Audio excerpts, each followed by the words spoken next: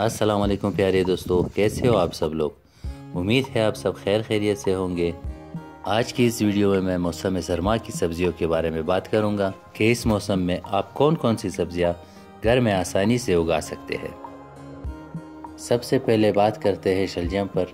इसको आप सितंबर से अक्टूबर के एंड तक अपने घर में आसानी से ग्रो कर सकते हैं। आप चाहे तो इसको ज़मीन में भी लगा सकते हैं, और अगर स्पेस की कमी हो आपके पास तो 10 से 14 इंच के गमले या ग्रो बैग्स में भी लगा सकते हैं। शलजम को सीड से ग्रो किया जाता है और इसकी पनीरी आपको बाज़ार में नहीं मिलेगी। इसके मिट्टी की बात की जाए तो 60% गार्डन सॉइल और 40% गोबर खाद दोनों को मिलाकर आप इसकी मिट्टी तैयार कर सकते हैं। दूसरे नंबर पे मैं बात करूंगा मूली के बारे में। इसको भी आप सर्दियों में उगा सकते हैं। इसको भी सीड से ग्रो किया जाता है। मूली चाहे सफ़ेद वाली हो या सुर्ख वाली, दोनों ही सर्दियों में आसानी से उगाई जा सकती है। सुर्ख मूली के लिए आपको ज़्यादा स्पेस की ज़रूरत नहीं पड़ेगी, लेकिन सफ़ेद मूली के लिए आपके पॉट का 12 से 14 इंच गहरा होना ज़रूरी है। और अगर इसकी मिट्टी की बात की जाए तो इसमें भी आपको 60% गार्डन सॉइल, 40% गोबर खाद की ज़रूरत पड़ेगी। मूली की फसल काफ़ी जल्दी तैयार हो जाती है। मैक्सिमम 2 से 2.5 महीने में आप इसकी हार्वेस्टिंग कर सकते हैं। नेक्स्ट मैं बात करूंगा चुकंदर के बारे में। इसको भी आप सीड से ग्रो कर सकते हैं। ये भी इस सीज़न में आसानी से ग्रो हो जाता है। इसको आप 8 से 10 इंच के गमले में ग्रो कर सकते हैं। नेक्स्ट मैं बात करूंगा फूल गोभी पर।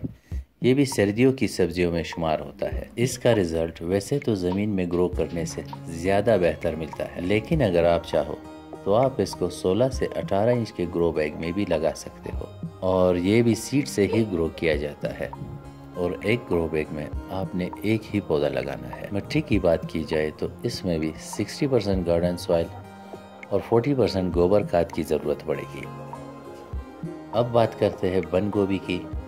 इसकी सीडलिंग आप नवंबर तक भी कर सकते हैं। इसके लिए भी फूल गोभी की तरह ज़्यादा स्पेस की ज़रूरत होती है। इसकी मिट्टी के लिए भी आपने 60-40 का रेशो रखना है। बाद में जब आपकी फसल बड़ी हो जाए तो आप इसको NPK खाद भी दे सकते हैं। नेक्स्ट मैं बात करूंगा मटर के बारे में। ये भी इस सीज़न में आसानी से ग्रो हो जाता है। ये भी सीड से ग्रो हो जाता है और इसके लिए आपको ज़्यादा स्पेस की ज़रूरत भी नहीं पड़ती। 15 अक्टूबर के बाद आप इसकी सीडलिंग स्टार्ट कर सकते हैं, क्योंकि इसको ज़्यादा सर्दी पसंद है।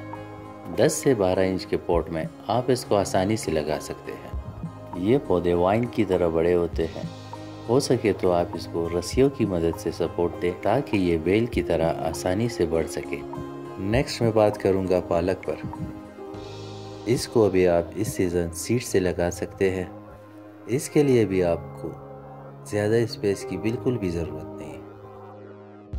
अब बारी आती है गाजर की। इसको आप 15 अक्टूबर के बाद ग्रो कर सकते हैं, और गाजर सीड डालते वक्त आपने कम से कम हर सीड में 2 इंच का फासला रखना है। इस तरह आपको हेल्दी गाजर मिलेगा। लहसुन को भी आप सर्दियों में आसानी से ग्रो कर सकते हैं। लहसुन सीड से नहीं, खुद लहसुन से ही ग्रो होता है। इसके लिए आपको लहसुन के कुछ जवे लेकर मिट्टी के अंदर आधा दबा देना है। इसको आप अक्टूबर में लगाएंगे तो अप्रैल में जाके लहसुन आपका बन जाएगा। इस दौरान आप इसके ग्रीन पार्ट्स को थोड़ा थोड़ा कट करके लहसुन के तौर पर भी इस्तेमाल कर सकते हैं। पुदीना भी इस सीज़न में ग्रो हो जाता है।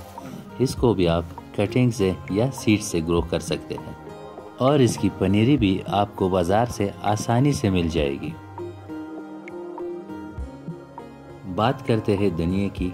धनिया भी इस सीज़न में आसानी से ग्रो हो जाता है। नेक्स्ट है सलाद पत्ता। सलाद पत्ता भी आसानी से सीड से ग्रो हो जाता है और कम स्पेस में भी ग्रो हो जाता है। और अब बात करते हैं शिमला मिर्च की। शिमला मिर्च की सीडलिंग भी आप सितंबर से अक्टूबर तक कर सकते हैं। इसके लिए आपको 3% मिट्टी और 1% गोबर खाद की ज़रूरत पड़ेगी। इसको भी आप छोटे से पॉट में भी ग्रो कर सकते हैं। और लास्ट में बात करते हैं आलू के बारे में। आलू को भी आप अक्टूबर के एंड तक उगा सकते हैं। इसके लिए भी आपको डीप पॉट की ज़रूरत पड़ेगी।